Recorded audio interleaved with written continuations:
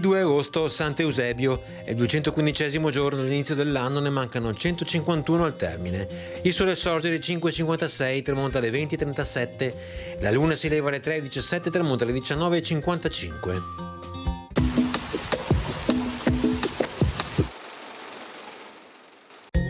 L'imperatore Massimiliano d'Austria invia alcuni sobillatori nel territorio della Repubblica Veneta per incitare le popolazioni alla rivolta.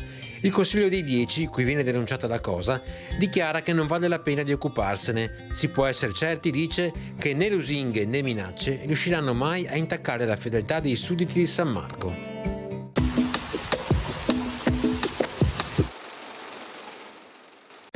Le previsioni per domani: cielo da sereno, poco nuvoloso a irregolarmente nuvoloso. Nel pomeriggio probabile qualche pioggia con alcuni rovesci o temporali.